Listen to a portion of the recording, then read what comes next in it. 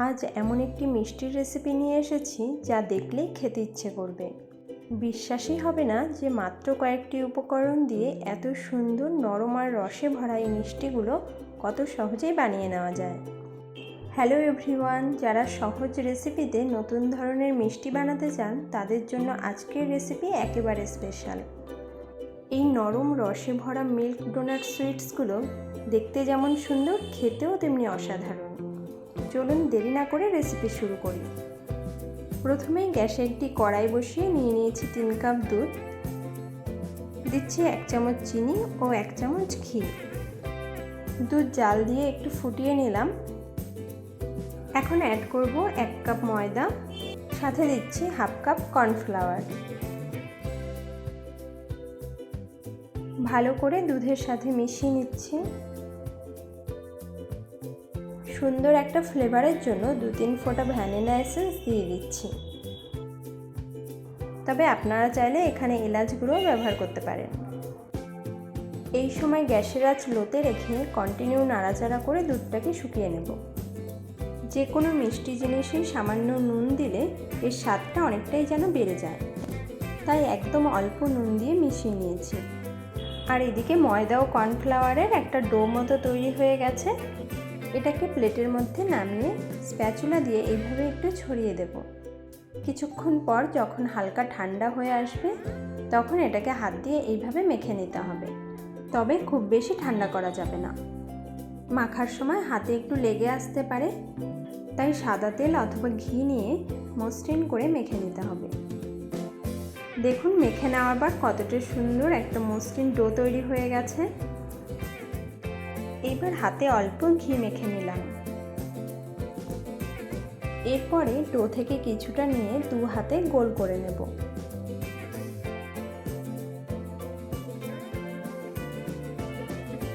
এবারে হালকা একটু চ্যাপ্টা করে নিতে হবে। এখন আঙুলে কিছুটা ঘি অথবা সাদা তেল নিয়ে এইভাবে বানের শেপ দিয়ে নিলাম। আরও একটি তৈরি করে দেখাচ্ছি। প্রথমে 2 হাতে গোল করে এইভাবে হালকা চ্যাপ্টা করে নিতে হবে। তারপরে আঙুলে কিছুটা ঘি লাগিয়ে এইভাবে বানের শেপ দিয়ে নিলেই মিষ্টিগুলো তৈরি হয়ে যাবে। খুবই সিম্পল, তবে আপনারা চাইলে যে কোনো শেপ দিয়ে নিতে পারেন। একইভাবে সবগুলো মিষ্টি তৈরি করে নিয়েছি। এগুলোকে রসে ডোবানোর জন্য আমি একটা চিনির শিরা তৈরি করে নেব। কড়াইতে দিয়ে দিলাম 200 গ্রাম চিনি আর 100 গ্রাম জল। নেড়ে চেড়ে রস ফুটিয়ে নিচ্ছি। খুব বেশি ঘন করব না, এইরকম একটু চিটচিটে হলেই নামিয়ে নেব। এখন মিষ্টিগুলোকে ভাজার জন্য কড়াইয়ে বেশ কিছুটা সাদা তেল দিয়ে দিলাম। গরম তেলের মধ্যে এগুলোকে দিয়ে দিলাম। এক পিঠ হলে খুব সাবধানে উল্টে দেব।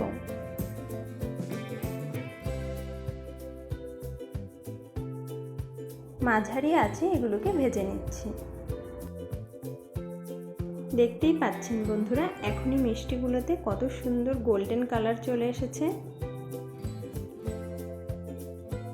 আর একটু মুচমুচে করে ভেজে নেব। দেখুন বন্ধুরা, এগুলো কত সুন্দর ভাজা হয়ে গেছে। তেল থেকে ছেঁকে একটি প্লেটের মধ্যে নামিয়ে নিলাম। এগুলো এতটাই ক্রিস্পি হয়েছে, চাইলে শুধুও খেয়ে নেওয়া যায়। দেখতেও সত্যিই অপূর্ব লাগছে।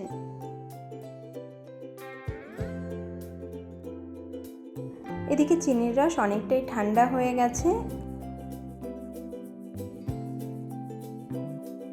এইবারে ভেজে রাখা মিষ্টিগুলোকে একে একে রসের মধ্যে দিয়ে দিচ্ছি।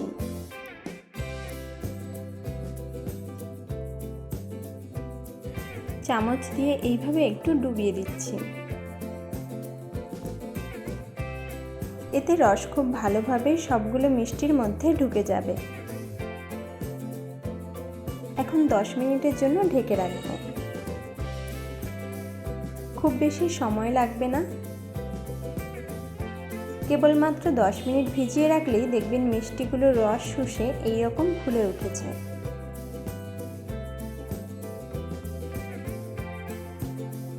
দেখুন প্রতিটি মিষ্টি কত সুন্দর রসে টইটুম্বুর হয়ে রয়েছে।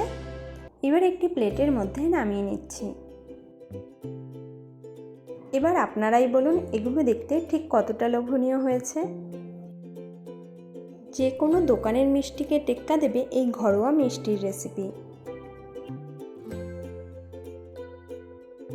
প্রতিটি মিষ্টি হয়েছে একদম সমান, নরম আর রসালো। অতিথি আপ্যায়ন থেকে শুরু করে যে কোনো উৎসবের জন্য এটি দারুণ একটি রেসিপি।